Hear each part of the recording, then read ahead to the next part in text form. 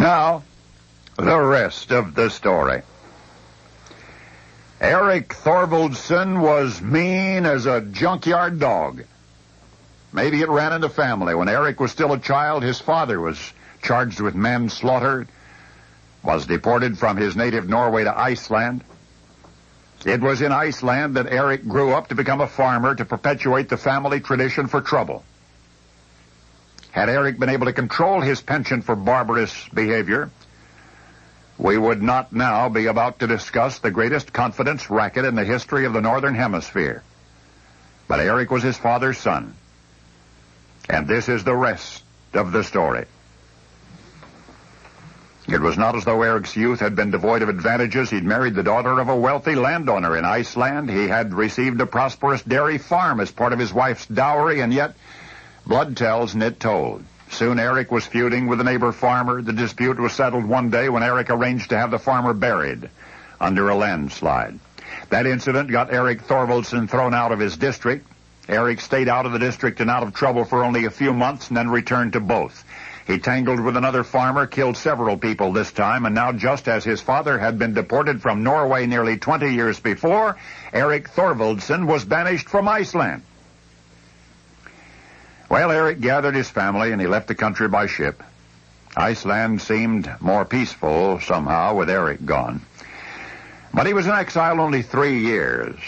Even his enemies had almost forgotten the departed troublemaker when one day he returned to Icelandic shores, happy and apparently prosperous.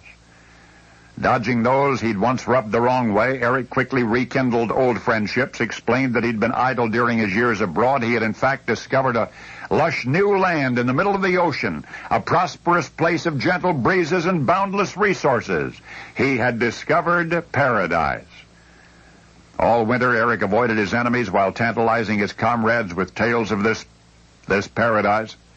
And by spring, word of mouth had interested hundreds of Icelanders into traveling to Eric's promised land.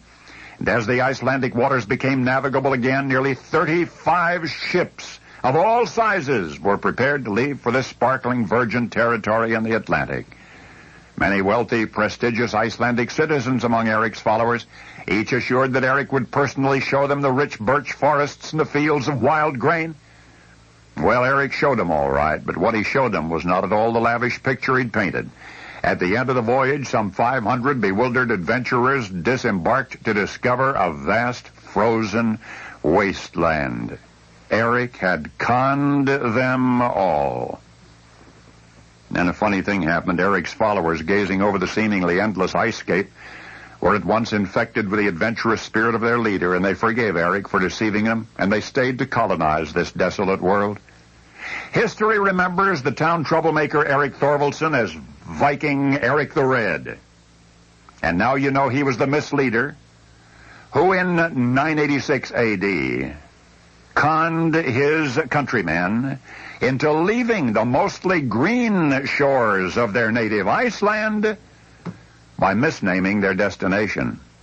He got them to follow him to the icy shores of his new continent by giving it the utterly incongruous name by which it is known unto this day, Greenland.